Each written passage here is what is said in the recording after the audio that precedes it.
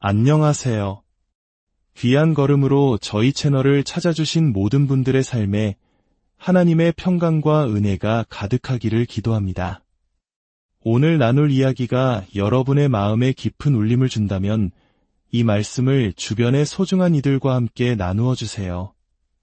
하나님의 은혜를 전하는 가장 아름다운 방법이 될 것입니다. 저희 채널을 구독하시면 이처럼 삶의 지혜와 믿음의 이야기를 계속해서 만나보실 수 있습니다. 오늘 우리는 하나님께서 주시는 꿈에 대해 이야기하고자 합니다.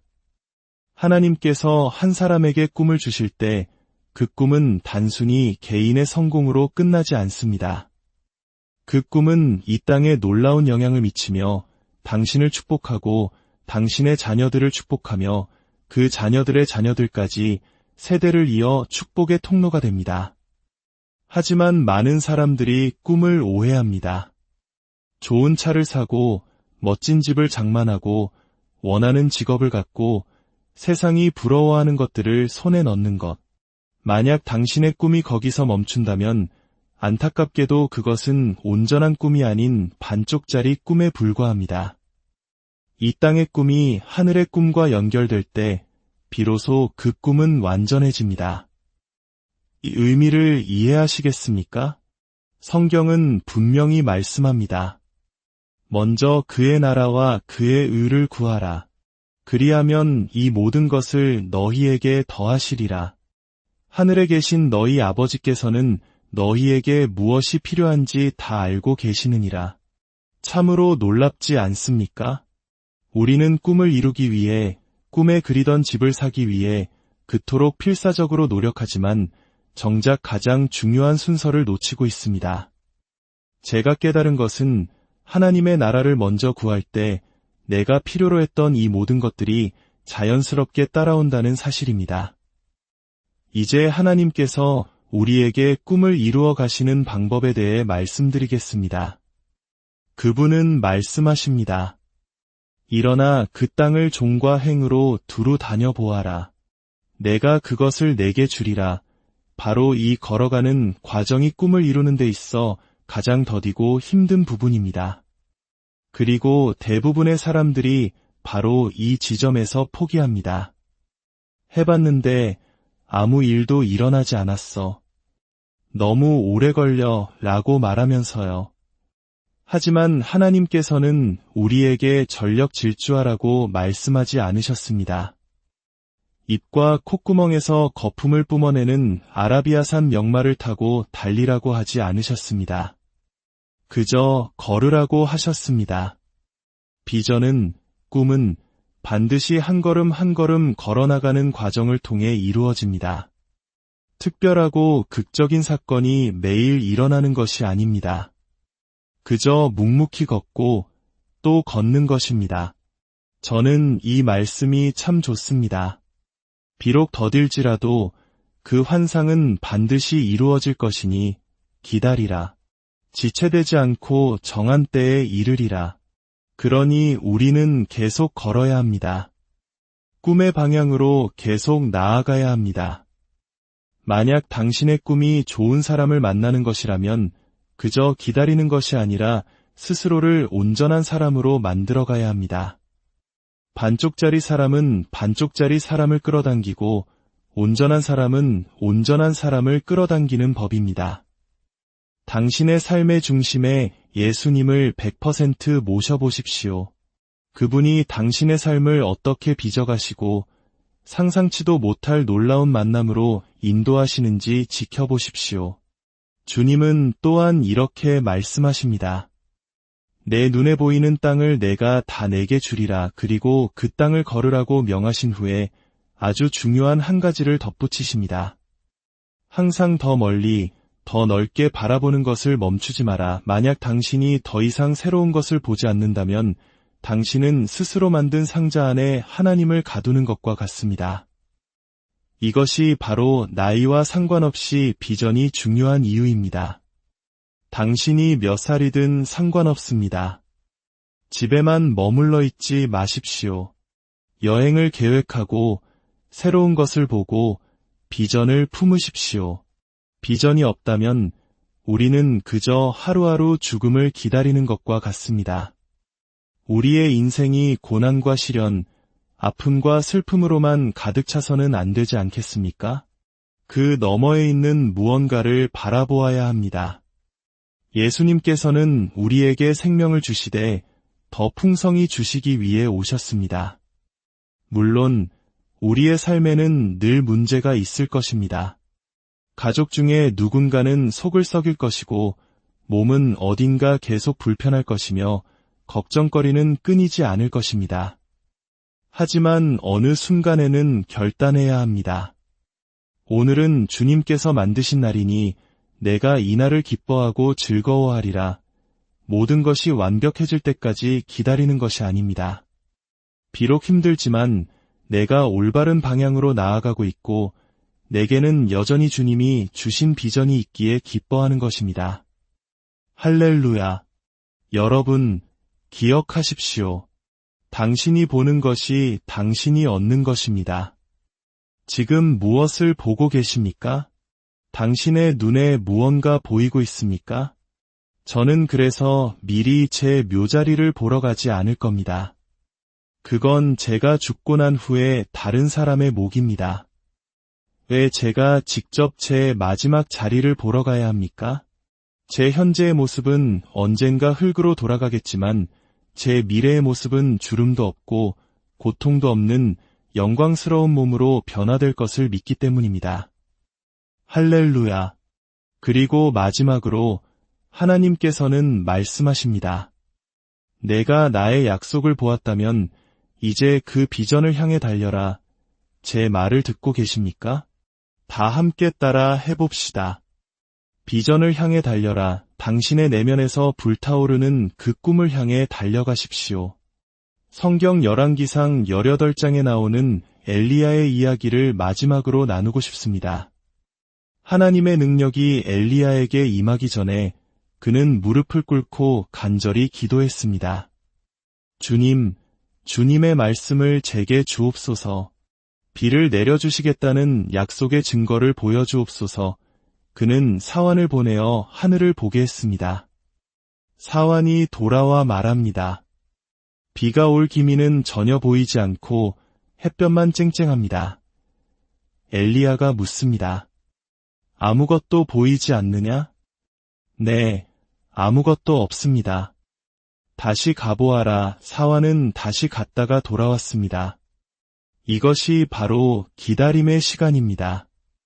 무엇이 보이느냐? 아무것도 보이지 않습니다. 주인님. 다시 가보아라. 이렇게 6번을 반복했습니다. 6번의 실망과 6번의 허무함. 정말 아무것도 보이지 않느냐? 네, 아무것도 없습니다. 비록 더딜지라도 기다리라. 그것은 반드시 이루어지리라. 엘리야는 자신이 들었던 하나님의 말씀을 믿음의 눈으로 보고 있었습니다. 여러분, 꿈을 꿀 때 오직 그 꿈을 꾸는 사람만이 그 꿈을 볼 수 있습니다. 그래서 주변 사람들은 당신을 이해하지 못할 수 있습니다. 마치 악몽을 꿀 때 나에게는 너무나 생생한 공포이지만 옆에서 자는 사람은 평온한 것처럼 말입니다. 주변 사람들이 당신의 꿈을 보지 못한다고 해서 그들처럼 평범하게 행동하고 안주하기를 기대하지 마십시오.